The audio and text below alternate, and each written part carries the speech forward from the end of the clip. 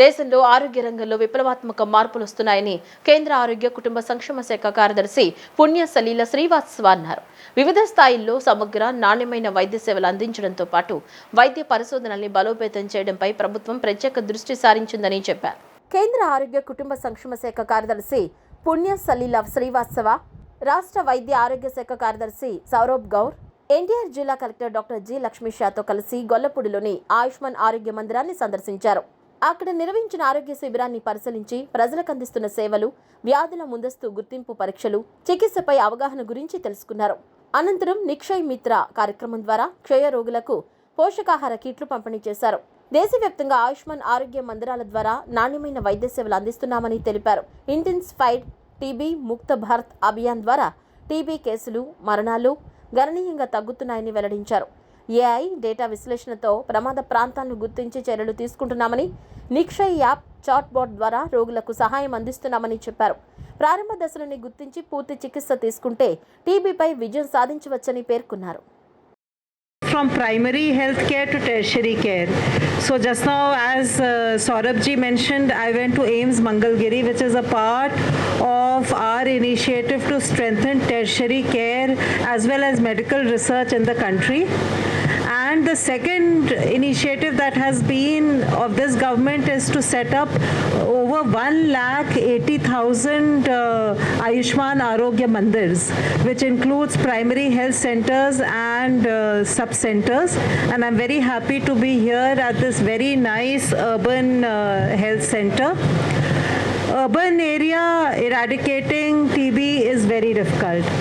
Over the last 7 December 2024, we launched the first intensified TB Mukt Bharat Abhiyan. And under this Abhiyan, you will be happy to know that the decline of TB incidence and the decline of TB deaths in our country has been double, am I right, double that of the rest of the world. So हम पूरे विश्व से double गति पे चल रहे हैं TB, Bharat को टीबी मुक्त करने के लिए. So this is the effort that we have to keep up, and this can happen only through Jan Bhagidari and if everyone participates. Vijayawada నగరంలో పెండింగ్ లో ఉన్న అభివృద్ధి పనులను పూర్తి చేసేలా అధికారులు దృష్టి సారించాలని ఎంపీ కేశినేని శివనాథ్ అన్నారు. స్ట్రాంగ్ వాటర్ డ్రైనేజీ పనులను త్వరితగతిన పూర్తి చేసేలా ఇప్పటికే రాష్ట్ర మున్సిపల్ శాఖ మంత్రి నారాయణ దృష్టికి తీసుకువెళ్లడం జరిగిందని ఎంపీ శివనాథ్ తెలిపారు. నగరపాలక సంస్థ అభివృద్ధిపై అధికారులతో నగరపాలక సంస్థ కార్యాలయంలో ఎంపీ కేశినేని శివనాథ్ సమీక్షా సమావేశం నిర్వహించారు. కార్పొరేషన్ ప్రత్యేక అధికారిగా ఉన్న జిల్లా కలెక్టర్ డాక్టర్ లక్ష్మీషా నేతృత్వంలో జరిగిన ఈ సమావేశంలో మున్సిపల్ కమిషనర్ ధ్యానచంద్ర, అన్ని విభాగాలకు చెందిన ఉన్నతాధికారులు హాజరై నగరాభివృద్ధి పనులను ఎంపీ దృష్టికి తీసుకొచ్చారు. నగరంలో నగరపాలక సంస్థకు ప్రస్తుతం ఉన్న ఆదాయ వనరులు, కాంప్లెక్స్ల ద్వారా వచ్చే ఆదాయం, ఇంకా ఆదాయం వచ్చే అవకాశాలు ఉన్న వాటిపై సమావేశంలో సమగ్రంగా చర్చించారు. ఈ సందర్భంగా మీడియాతో ఎంపీ కేశినేని శివనాథ్ మాట్లాడుతూ, ఇటీవలే నగరపాలక సంస్థ గవర్నింగ్ కౌన్సిల్ పదవీకాలం ముగియడంతో ప్రస్తుతం అభివృద్ధి పనులన్నీ అధికారుల పర్యవేక్షణలోనే జరుగుతున్నాయన్నారు. ఆ క్రమంలో నగరంలో చేపట్టాల్సిన అభివృద్ధి పనులపై విజయవాడ మున్సిపల్ కార్పొరేషన్ కార్యాలయంలో కలెక్టర్ లక్ష్మీషా, మున్సిపల్ కమిషనర్ ధ్యానచంద్రలతో కలిసి అధికారులతో సమీక్షా సమావేశం నిర్వహించడం జరిగిందన్నారు. విజయవాడ నగరానికి కావాల్సిన అవసరాలు, చేపట్టాల్సిన పనుల గురించి ఈ సమావేశంలో చర్చించడం జరిగిందన్నారు. నగరాభివృద్ధి క్రమంలో అడ్డంకులుగా ఉన్న సమస్యలన్నింటినీ ముఖ్యమంత్రి దృష్టికి తీసుకువెళ్లి వాటి పరిష్కారానికి కృషి చేస్తామని ఎంపీ కేశినేని చిన్ని తెలిపారు. ఇవాళ మున్సిపల్ కార్పొరేషన్ ఆఫీస్లో అధికారులైన కలెక్టర్ గారు, మున్సిపల్ కమిషనర్ గారుతో సమీక్ష సమావేశం చేసి విజయవాడలో ఉన్న అవసరాలు, విజయవాడ కార్పొరేషన్కి ఆల్రెడీ మొన్నే గవర్నింగ్ కౌన్సిల్ రద్దవటం వల్ల అధికారుల చేతిలో జరగవలసిన పనుల గురించి కూలంకుషంగా చర్చించడం జరిగింది. తప్పకుండా వీటిలన్నింటినీ ముఖ్యమంత్రి వర్యుల దృష్టికి తీసుకుని వెళ్ళి వీటిలన్నింటినీ పరిష్కరించే విధంగా కృషి చేస్తామని తెలియజేస్తున్నాం. ధన్యవాదాలు. అర్హులైన ప్రతి నేతన్నకు ఉచిత విద్యుత్ ఫలాలు అందించాల్సిందేనని, ఇందుకు విద్యుత్, చేనేత, జౌళి శాఖ అధికారులు సమన్వయంతో పనిచేయాలని రాష్ట్ర చేనేత మరియు జౌళి శాఖ మంత్రి ఎస్ సవిత స్పష్టం చేశారు. చేనేతల్లో ఉచిత విద్యుత్ పథకంపై అవగాహన కల్పించడానికి గ్రామ స్థాయిలో చైతన్య కార్యక్రమాలు నిర్వహించాలన్నారు. ఈ నెల 15వ తేదీలోగా లబ్ధిదారుల నుంచి దరఖాస్తుల స్వీకరణకు గడువుగా పేర్కొన్నారు. ఓ హోటల్లో విద్యుత్, చేనేత, జౌళి శాఖ అధికారుల సమన్వయ సమావేశం గురువారం నిర్వహించారు. ఈ సందర్భంగా మంత్రి సవిత మాట్లాడుతూ ఎన్నికల ముందు నిర్వహించిన యువగళం పాదయాత్రలో మంత్రి నారా లోకేష్ చేనేతల కష్టాలను స్వయంగా చూశారన్నారు. సీఎం చంద్రబాబు నాయుడికి సైతం చేనేతల కష్టాలపై స్పష్టమైన అవగాహన ఉందన్నారు. అందుకే అధికారంలోకి కూటమి వస్తే ఉచిత విద్యుత్ ఇస్తామని ఆనాడు సీఎం చంద్రబాబు నాయుడు, మంత్రి నారా లోకేష్ ఎన్నికల హామీ ఇచ్చారన్నారు. ఇచ్చిన మాటకు కట్టుబడుతూ నేతన్నలకు ఉచిత విద్యుత్ పథకాన్ని 150 కోట్ల వ్యయంతో ఈ నెల 1వ తేదీ నుంచి సీఎం చంద్రబాబు శ్రీకారం చుట్టారన్నారు. మగ్గంపై నేసే నేతన్నలకు 200 యూనిట్లు, మరమగ్గంపై నేతన్నలకు 500 యూనిట్ల ఉచిత విద్యుత్ అందజేస్తున్నామన్నారు. మగ్గం నేతన్నలకు నెలకు 720 రూపాయలు, మరమగ్గం నేతన్నలకు 1860 రూపాయలు ఆదా అవుతుందన్నారు. విద్యుత్, చేనేత, జౌళి శాఖ అధికారులు సమన్వయంతో ఉచిత విద్యుత్ పథకాన్ని అమలు చేయాలని మంత్రి సవిత సూచించారు. గ్రామాల్లో చైతన్య కార్యక్రమాలు నిర్వహించి లబ్ధిదారులను గుర్తించి వారితో దరఖాస్తు చేయించాలన్నారు. ఈ నెల 15వ తేదీలోగా దరఖాస్తులకు ఆఖరు గడువు అని స్పష్టం చేశారు. లబ్ధిదారుల ఎంపిక నిర్లక్ష్యం చూపొద్దని, పొరపాట్లు జరిగితే ఆయా జిల్లాల డీఓలే బాధ్యత వహించాల్సి ఉంటుందని మంత్రి సవిత స్పష్టం చేశారు. ఎన్నికల సమయంలో మాట చెప్పామో ఆ మాట నిలబెట్టుకున్న ప్రభుత్వం కూటమి ప్రభుత్వం అనే విషయం మీకు అందరికీ తెలియజేస్తూ, మరి మాన్యశ్రీ ముఖ్యమంత్రి చంద్రబాబు నాయుడు గారు ఎన్నికల సమయంలో మరి చేనేతలు పడుతున్న కష్టాలు కళ్ళారా చూసి మరి కూటమి ప్రభుత్వం అధికారంలోకి వస్తుంది, ఖచ్చితంగా చేనేతలకు 200 యూనిట్లు, హ్యాండ్లూమ్స్కి, పవర్లూమ్స్కి 500 యూనిట్లు ఉచిత కరెంట్ ఇస్తామని ఆ రోజు మాట చెప్పాం. మరి ఈ నెల ఏప్రిల్ 1వ తారీఖు నుంచి మరి చేనేతలకు 200 యూనిట్లు, 500 యూనిట్లు పవర్లూమ్స్కి ఉచితంగా ఇవ్వబోతున్నామనే విషయం తెలియజేస్తూ, సుమారుగా 150 కోట్ల రూపాయలతో మరి చేనేతలకు మరి ఈ ఉచిత కరెంటు పథకాన్ని అమలు పరుస్తున్నాం. మరి ఈరోజు మరి మా డిపార్ట్మెంటు, టెక్స్టైల్స్ డిపార్ట్మెంటు, అదేవిధంగా ఎనర్జీ డిపార్ట్మెంట్ అధికారులందరం కలిసి డిస్ట్రిక్ట్లో ఉన్న ఆఫీసర్స్ అందరినీ పిలిచి ఏ విధంగా జరుగుతూ ఉంది, మరి ఎవరైతే అర్హులు ఉన్నారో వారందరికీ ఖచ్చితంగా ఈ పథకం అందజేయాలనే ఉద్దేశంతో ఈరోజు ఒక రివ్యూ పెట్టాం. రివ్యూలో కూడా వారు అడిగిన కొన్ని డౌట్స్ కూడా క్లియర్ చేస్తూ 2 డిపార్ట్మెంట్లు కూర్చొని మరి ఏ విధంగా అయితే ఎలిజిబిలిటీ వారికి వస్తుంది అన్న విషయాలు కూడా వాళ్ళకి తెలియజేయడం, వారు కూడా ఈ నెల 15వ తారీఖు వరకు ప్రజలందరికీ, చేనేతలందరికీ తెలియజేసేది ఒకటే, ఖచ్చితంగా ఈ నెల 15వ తారీఖు వరకు మరి ఎవరైతే అర్హులు ఉన్నారో వారంతా అప్లికేషన్స్ ఇస్తే వాళ్లకు ఈ పథకం అమలు పరుస్తామన్న విషయం కూడా తెలియజేస్తూ, మరి ఎక్కడైతే ఇంకా తెలియని వారు ఉన్నారో వారికి కూడా డిపార్ట్మెంట్ వారు 2 డిపార్ట్మెంటు కలిసి కూడా సర్వే కూడా జరుగుతుందనే విషయం కూడా తెలియజేస్తూ, మరి ఇప్పటికే మాకు తెలిసినట్లుగా సుమారుగా 64,000 మంది లబ్ధిదారులు ఉన్నారు. ఎంతమంది లబ్ధిదారులు అర్హులైన వారందరికీ మరి ఉచిత విద్యుత్తు వర్తిస్తుందన్న విషయాన్ని కూడా మీకు అందరికీ తెలియజేస్తూ, దీనితో పాటు ఏదైతే 50 సంవత్సరాలకు 4,000 పెన్షన్ కూడా మరి కూటమి ప్రభుత్వం అందజేస్తుందన్న విషయం కూడా మీకు తెలియజేస్తుంది. రాష్ట్ర కార్మిక శాఖ మంత్రి వాసంశెట్టి సుభాష్ ఇంద్రకీలాద్రిపై వెలసిన శ్రీ కనకదుర్గమ్మ వారిని భక్తి శ్రద్ధలతో దర్శించుకున్నారు. ఆలయానికి చేరుకున్న మంత్రికి అధికారులు, అర్చకులు సంప్రదాయబద్ధంగా ఘన స్వాగతం పలికారు. అనంతరం ఆయన అమ్మవారిని దర్శించుకుని ప్రత్యేక పూజలు నిర్వహించారు. దర్శనానంతరం వేద పండితులు మంత్రికి వేదాశీర్వచనం అందచేయగా ఆలయ ఏఈఓ అమ్మవారి తీర్థ ప్రసాదాలు, శేష వస్త్రాన్ని బహూకరించారు.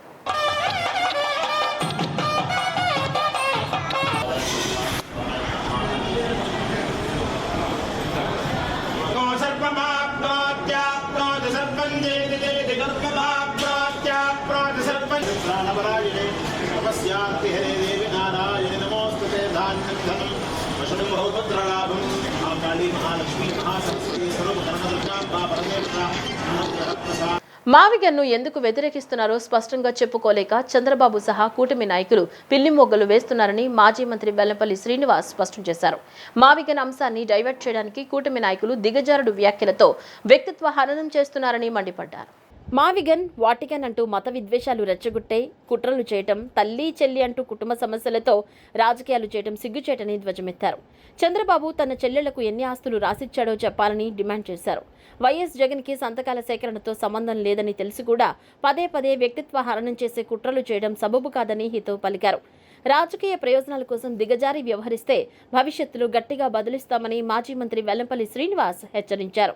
గౌరవ ముఖ్యమంత్రి నారా చంద్రబాబు నాయుడు గారు ఎప్పట్లాగానే ఈరోజు కూడా తను సాధించేసినట్టు, ప్రజలకి మేలు చేసేసినట్టు, గత ప్రభుత్వం ప్రజల్ని పట్టించుకోలేని విధంగా డైవర్షన్ పాలిటిక్స్ చాలా మాట్లాడాడు. దానిలో భాగంగా సర్వేల గురించి, పట్టాదారుల పాస్బుక్ల గురించి, ఆ మీటింగ్లో ఏం మాట్లాడాడంటే, నేను మన చంద్రబాబు నాయుడు గారిని నేను సూటిగా ప్రశ్నిస్తున్నాను మీ ద్వారా. ఈరోజు పట్టాదారు పాస్బుక్లో క్యూఆర్ కోడ్ పెట్టింది ఎవరండి? పట్టాదారు పాస్బుక్లో క్యూఆర్ కోడ్ పెట్టిన వ్యక్తి ఆనాటి ముఖ్యమంత్రి మా నాయకుడు జగన్మోహన్ రెడ్డి గారు. అదేవిధంగా ల్యాండ్ సర్వేల కోసం ప్రత్యేక విమానాలు కావచ్చు, హెలికాప్టర్లు కావచ్చు, సుమారుగా సర్వేయర్లు 14,000 మంది సర్వేయర్లను పెట్టి ల్యాండ్ సర్వేని పూర్తిగా కూడా చేయడం జరుగుతుంది. అదేవిధంగా ఇదే సర్వేని ఎన్నికల ముందు ఈ సర్వే చెయ్యొద్దు, అధికారంలో రాగానే సర్వే రద్దు చేస్తాను, ఈ సర్వేల్ని మీరు నమ్మకండి అని చెప్పిన వ్యక్తి ఈరోజు అదే సర్వేలు మేము చేయించామని చెప్పని ఇదొక క్రెడిట్ చోరీ అనమాట. ఇదొక క్రెడిట్ చోరీ చంద్రబాబు నాయుడికి. ఇప్పుడు కూడా సర్వేలు చేస్తున్నారు, కానీ సర్వే చేయడమే తప్ప సర్వేకి రాళ్ళు లేవు, సర్వేలకి హద్దులు కూడా సరిగ్గా చూపెట్టే పరిస్థితి లేదు ఇప్పుడు చేసే చంద్రబాబు నాయుడు. సర్వే చేసాక రాళ్ళు పెట్టకపోతే అది సర్వే కింద వస్తుంది అసలుకి? బాబు గారు చెప్పండి, చంద్రబాబు గారు, మీరందరూ కూడా ఇప్పుడు ఎందుకు సర్వేలు చేస్తున్నారంటే భూములు కాజేయడానికి, ఎక్కడ ఏ భూముల్ని వాళ్ళ బినామీలకి అప్పచెప్పడానికి, పేదల భూములు లూటీ చేయడానికి, పేదల భూముల్ని వాళ్ళ బినామీలకి అప్పచెప్పడానికి మాత్రమే వీళ్ళు పనిచేస్తారు. కానీ మా నాయకుడు జగన్మోహన్ రెడ్డి గారు ఆ రోజు మా ప్రభుత్వంలో కొత్తగా 42,307 మంది రైతులకి 46,463 ఎకరాల అసైన్ భూములు పంపిణీ చేయడం జరిగింది. రాజధాని పేరుతో చంద్రబాబు సంవత్సరాలుగా ప్రజల్ని మోసం చేస్తున్నారని వైసీపీ తెనాలి ఇన్ఛార్జ్ అన్నాబత్తుని శివకుమార్ ఆరోపించారు. ప్రపంచ స్థాయి రాజధాని అంటూ రైతుల నుంచి భూములు తీసుకుని ఇప్పటికీ పూర్తి చేయలేదన్నారు. లక్షల కోట్లు ఖర్చు చేస్తున్న అమరావతి ఎప్పుడు పూర్తవుతుందో చెప్పలేని పరిస్థితి ఉందని విమర్శించారు. వైఎస్ జగన్ ప్రతిపాదించిన మావిగన్కు ప్రజల నుంచి మంచి స్పందన వస్తోందని, తక్కువ ఖర్చుతోనే మెరుగైన రాజధాని నిర్మాణం సాధ్యమని తెలిపారు. ప్రభుత్వం తీసుకుంటున్న అప్పులు ప్రజలపై భారం అవుతున్నాయని, మావిగన్ను డైవర్ట్ చేయడానికి ఎల్లో మీడియా ప్రచారం చేస్తోందని ఆరోపించారు. రాజధాని చంద్రబాబు నాయుడు గారు చెబుతున్నట్టు వరల్డ్ క్లాస్ సిటీ నిర్మిస్తానని చెప్పి భూసేకరణలో భాగంగా తీసుకొని 12 సంవత్సరాలైనా ఇవాళకు కూడా రాజధానిలో ఎటువంటి చంద్రబాబు నాయుడు గారు చెబుతున్న వరల్డ్ క్లాస్ సిటీ నిర్మాణం ఊపందుకోపోగా మళ్ళీ చంద్రబాబు నాయుడు గారు భూసేకరణ సెకండ్ ఫేజ్ను ఇంకొక 50,000 ఎకరాలు తీసుకుంటానని చూతా ఉన్నాడు. అంటే ఇప్పుడు ఆల్రెడీ ఎవరైతే రైతాంగం చంద్రబాబు నాయుడు గారు చెప్పిన ప్రపంచ దేశాలను తనదల్లే రాజధాని వరల్డ్ క్లాస్ రాజధాని అని చెప్పి దానికి సుమారు చేసిన భూసేకరణకే సుమారు ఎకరా అభివృద్ధి చేయడానికి, అంటే బేసిక్ ఇన్ఫ్రాస్ట్రక్చర్ని, రోడ్లు కానీ, డ్రైన్స్ కానీ, వాటర్ ఫెసిలిటీ కానీ, ఇలాంటి బేసిక్ నీడ్స్ ఇచ్చేదానికే ఎకరాకి 2 కోట్ల రూపాయలు ఖర్చు అవుతుందని డిపిఆర్లో ఆయన ఇచ్చాడు. అంటే సుమారు 1,00,000 కోట్ల రూపాయలు. ఇది కాక మళ్ళీ ఇప్పుడు కొత్తగా భూసేకరణ అంటే ఈ 50,000 ఎకరాలతో మున్సిపాలిటీ అయిద్దని చెప్పి ఇంకొక 50,000 ఎకరాలు అంటే 1,00,000 ఎకరాలతో వరల్డ్ క్లాస్ రాజధాని కడతానంటాడు. అంటే సుమారు 2,00,000 కోట్ల రూపాయల డబ్బుని అక్కడ రాజధాని నిర్మాణం కోసం చేస్తానని చెబుతాడు. ఇది ఆచరణలో ఏ మేరకు సాధ్యమైందని చూస్తే ఈ 7 సంవత్సరాల్లో, అంటే మరి ముఖ్యంగా ఈ 2 సంవత్సరాల్లో రాజధాని పనులు గమనిస్తూ ఉంటే ఇది కనీసం ఈ నిర్మాణాలు కానీ ఈయన చెప్పిన వరల్డ్ క్లాస్ రాజధాని నిర్మాణం కోసం చూస్తే ప్రజల్లో కానీ, రాజకీయ పార్టీల్లో కానీ, సాధారణ ప్రజల్లో కూడా ఈరోజు అభిప్రాయం ఏముంది అంటే ఇది కనీసం 30-40 సంవత్సరాల్లో కూడా ఈ రాజధాని నిర్మాణం జరిగిద్దా, అయిద్దా అని సాధారణ ప్రజలకు కూడా అనుమానం కలుగుతూ ఉంది. ఎందుకు చంద్రబాబు నాయుడు గారు పదే రాజధాని విషయం మీద, వరల్డ్ క్లాస్ సిటీ, ఆంధ్రప్రదేశ్ యొక్క ఆర్థిక పరిస్థితి, ఈ రాష్ట్ర రాజధాని భవిష్యత్తు మీద ఎందుకు ఇంత అబద్ధాలు ఆడుతున్నాడు అనేది మనందరం ఆలోచించాల్సిన అవసరం ఉంది. మైలవరం నియోజకవర్గ శాసనసభ్యులు వసంత వెంకట కృష్ణ ప్రసాద్ జన్మదిన వేడుకలు కొండపల్లి పట్టణంలోని సుప్రసిద్ధ పుణ్యక్షేత్రం హజరత్ సయ్యద్ షాబుకారి ఆస్థానంలో అత్యంత వైభవంగా జరిగింది. అల్తాఫ్ బాబా ఆధ్వర్యంలో జరిగిన ఈ కార్యక్రమంలో ఎమ్మెల్యే వసంత పాల్గొనగా ఆయనకు స్థానిక టీడీపీ నాయకులు, అభిమానులు ఘన స్వాగతం పలికారు. ఈ సందర్భంగా అల్తాఫ్ బాబా ఎమ్మెల్యేను శాలువతో కప్పి పుష్పగుచ్చం అందజేసి ఘనంగా సత్కరించారు. అనంతరం ఎమ్మెల్యే అందరి మధ్య కేక్ కట్ చేసి శుభాకాంక్షలు తెలిపిన వారికి స్వయంగా తినిపించారు. అందరి సమక్షంలో ఈ పవిత్ర పుణ్యక్షేత్రంలో తన పుట్టినరోజు వేడుకలు జరుపుకోవటం ఎంతో సంతోషంగా ఉందని ఎమ్మెల్యే వసంత వెంకట కృష్ణ ప్రసాద్ ఈ సందర్భంగా హర్షం వ్యక్తం చేశారు. ఈ కార్యక్రమంలో ఇబ్రహీంపట్నం పోలీస్ స్టేషన్ అధికారులు, స్థానిక పాస్టర్ ఎలీషా తదితరులు పాల్గొని ఎమ్మెల్యే వసంత కృష్ణ ప్రసాద్కు జన్మదిన శుభాకాంక్షలు తెలియజేశారు. జనసేన నాయకులు అక్కల రామ్మోహన్ రావుతో పాటు పలువురు ముఖ్య నాయకులు పాల్గొన్నారు. వేడుకల అనంతరం స్థానిక సమస్యలపై అల్తాఫ్ బాబా ఎమ్మెల్యేతో చర్చించారు. దీనిపై ఎమ్మెల్యే సానుకూలంగా స్పందిస్తూ నియోజకవర్గ సమస్యల పరిష్కారానికి ఎల్లప్పుడూ సిద్ధంగా ఉంటానని హామీ ఇచ్చారు. ముఖ్యంగా డాక్టర్ NTTPS నుంచి వచ్చే పరిహార నిధులతో ట్రైనింగ్ ఇన్స్టిట్యూట్ పక్కన అన్ని అత్యాధునిక హంగులతో కూడిన ఫంక్షన్ హాల్ మరియు షాపింగ్ మాల్ను నిర్మిస్తామని తెలిపారు. ఈ అభివృద్ధి పనుల విషయమై రాష్ట్ర మైనార్టీ శాఖ మంత్రి NMD ఫరూక్తో చర్చించి త్వరితగతిన నిధులు మంజూరయ్యేలా కృషి చేస్తానని ఎమ్మెల్యే హామీ ఇచ్చారు. మాజీ మంత్రి దేవినేని ఉమామహేశ్వరరావు వైసీపీపై తీవ్ర విమర్శలు చేశారు. ఒక్క ఛాన్స్ అంటూ అధికారంలోకి వచ్చి ప్రజలకు అందుబాటులో లేకుండా పాలన సాగించారన్నారు. 5 ఏళ్లలో అవినీతి విధ్వంసం మాత్రమే జరిగిందని ఆరోపించారు. లిక్కర్ దోపిడీతో వేల కోట్లు దోచుకున్నారని, అన్నా క్యాంటీన్లను కూడా నిలిపివేశారని విమర్శించారు. అమరావతిపై విష ప్రచారం చేస్తూ దేశంలోని ఇతర పార్టీల మద్దతును పట్టించుకోవడం లేదన్నారు. రాయలసీమ ప్రాజెక్టులపై కూడా సానుకూలంగా స్పందించలేదని, మీడియాపై వేధింపులు కొనసాగించారని ఆరోపించారు. మళ్లీ అధికారంలోకి రావడం అసాధ్యమని, అనవసర విమర్శలు మానాలని సూచించారు. ఒక్క ఛాన్స్ అని అధికారం ఇస్తే 5 ఏళ్లు పాదాలు కట్టుకొని పరిపాలన చేశావు. తాడేపల్లి ప్యాలెస్ దాటి బయటికి రాలా. నీ పాలనలో 2 ఏళ్లు కరోనా టైంలో ఇంట్లోనే పడుకున్నావు. మిగతా 3 ఏళ్లు పరదాలు కట్టుకొని చెట్లు కొట్టేసి అమరావతి మహిళా సోదరుల మీద, రైతుల మీద మీరు చేసిన దాష్టికాలు మర్చిపోయారా? పచ్చగా చక్కగా అక్కడ భవనాలు, రోడ్లు, ఇన్ఫ్రాస్ట్రక్చర్ అంతా కూడా అమరావతి ప్రజా రాజధానిని దేశం అంతా కూడా ముక్త కంఠంతో 50 రాజకీయ పార్టీల్లో ఉన్న వివిధ పార్టీల నాయకులంతా కూడా అమరావతి ప్రజా రాజధానిని, అమరావతి రాజధానిని గెజిట్ నోటిఫికేషన్ కూడా పార్లమెంటు, రాజ్యసభ, రాష్ట్రపతి గారు ఆమోద ముద్రతో వస్తే పోరాడపోతున్నావా? తట్టుకోలేకపోతున్నావా? ఇంత విషం చెప్పాలా? అరే బ్రహ్మాండంగా అక్కడ నిర్మాణాలు జరుగుతూ ఉన్నాయి. 20,000 మంది కార్మికులు పనిచేస్తూ ఉన్నారు మండుటెండలో. నువ్వు ఇవాళ విషం చెమ్ముతా మావిగన్ను ఆగన్ను అని మాట్లాడతావా? ఎంత ఎగతాళిగా ఉంది నీకు. 5 కోట్ల మంది ఆంధ్రుల రాజధాని మీద నీ కడుపులో ఇంత విషం ఉందా? ఒకే ఒక సైకో పార్టీ వైసీపీ పార్టీ తప్ప ఈ దేశంలో ఏ రాజకీయ పార్టీ కూడా అమరావతిని వ్యతిరేకించాల. ద్వారకా తిరుమల శ్రీ వెంకటేశ్వర స్వామి దేవస్థానంలో భక్తులకు అమ్మే టికెట్లను నకిలీగా తయారు చేసి విక్రయిస్తున్న గ్యాంగ్ ను పోలీసులు బట్టబయలు చేశారు. ఈ కేసులో మొత్తం 7 మందిని అరెస్టు చేసి భీమడోలు కోర్టులో హాజరుపరచగా న్యాయమూర్తి రిమాండ్ విధించారు.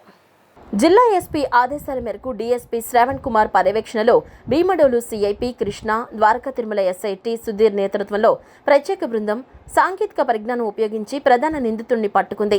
నిందితుల వద్ద నుంచి ల్యాప్టాప్, థర్మల్ ప్రింటర్ను పోలీసులు స్వాధీనం చేసుకున్నారు. ఈ స్కామ్ పై దర్యాప్తు కొనసాగుతుందని, ఇందులో ఇంకా ఎవరైనా ప్రమేయం ఉన్నట్లయితే వారిపై కూడా కఠిన చర్యలు తీసుకుంటామని పోలీసులు హెచ్చరించారు. 16/3/2026 నాడు ద్వారకా తిరుమల ఈవో శెట్టి భద్రాజీ గారు ఇచ్చినటువంటి ఫిర్యాదు మేరకు మేము Dwaraka Tirumala police station crime number 71/2026 కింద కేసు నమోదు చేయడం జరిగింది. ఆ యొక్క కేసులో వారు ఇచ్చిన ప్రకారము వారి యొక్క ఏదైతే 100 రూపాయలు, 200 రూపాయల టికెట్లు వాళ్ళు స్కాన్ చేసినప్పుడు స్కాన్ అవ్వకుండా వాళ్ళు డూప్లికేట్ టికెట్లు కనపడినాయి అని చెప్పేసి వాళ్ళు ఇచ్చినటువంటి ఫిర్యాదు మేరకు దానికి ఎవరైతే అప్పుడు ఉన్నటువంటి ఇతను ఎవరో అయినంపూడి జగన్నాథరాజు, అదేవిధంగా మేక శేషు, సతీషు, సముద్రాల శేషుబాబు వీళ్ళందరూ కూడా బాధ్యులని చెప్తూ ఒక రిపోర్ట్ ఇచ్చారు. దానిపైన కేసు దర్యాప్తు చేయడం జరిగింది. దర్యాప్తులో వాళ్ళు పెన్ డ్రైవ్ వాడారు, ఇతర విధంగా ప్రింట్ చేశారని చెప్పడంతో దానిలో ఐటీ యాక్ట్ వేయడంతో భీమడోలు సిఐ గారు దర్యాప్తు తీసుకోవడం జరిగింది. దర్యాప్తులో భాగంగా ముఖ్యంగా మేము ఈ యొక్క కేసులో ముఖ్యమైనటువంటి ఈ మేకా సతీష్ని, సముద్రాల శేషబాబుని అరెస్ట్ చేయడం జరిగింది ముందస్తుగా. తర్వాత A1 అనే అతను దొరకలేదు. దాని మీద 17వ తారీఖు మళ్ళా ఈ నెల మేము ఈ మెయిన్ A1 ముద్దాయి గురించి అనేక రకాలైనటువంటి ప్రయత్నాలు చేయడం జరిగింది. ఆ సాంకేతిక పరిజ్ఞానం ఉపయోగించుకోవడం ద్వారా మాకు రాబడిన సమాచారం మేరకు ఇతను ఈ రోజు నాడు నిన్నటి దినం ఈవినింగ్ అరెస్ట్ చేయడం జరిగింది. ఈ అరెస్ట్లో భాగంగా ఈ జగన్నాథరాజు చెప్పినటువంటి ప్రకారం ఏం జరిగిందంటే, వీళ్ళు గతంలో ఒక ప్లాన్ వీళ్ళకి అప్పులో ఉండటం ప్లస్ దురలవాట్లకు అలవాటు పడి ఈ జగన్నాథరాజు అలానే అతను అసోసియేట్ అయినటువంటి అందులోనే పనిచేస్తున్నటువంటి మునగాల రమేష్ అని చెప్పి ఉన్నాడు. ఈ మునగాల రమేష్ వీళ్ళిద్దరు కూడా అవుట్సోర్సింగ్ పర్సన్స్. వీళ్ళు ఒక ప్లాన్ చేసి ఏదైతే ఈ యొక్క గతంలో రీసైక్లింగ్ చేసేవాళ్ళు, వీళ్ళు ఏం చేసేవాళ్ళు అంటే సెక్యూరిటీ గార్డులతోటి వీళ్ళు ఒక కుమ్మక్కయ్యి గతంలో ఒరిజినల్గా స్కాన్ అయ్యే టికెట్లను తీసి వాళ్ళు చించనీయకుండా మళ్ళీ ఇవి కలెక్ట్ చేసి మళ్ళీ భక్తులకు అమ్మేవాళ్ళు. ఈ క్రమంలో అధికారులు తెలిసిపోద్దని ఒక డౌట్ వచ్చి ఈ మునగాల రమేష్ ఈ యొక్క A1 అయినటువంటి ఈ జగన్నాథరాజు వీళ్ళిద్దరూ కూడా. బులెటిన్ ముగించే ముందు హెడ్లైన్స్ మరోసారి.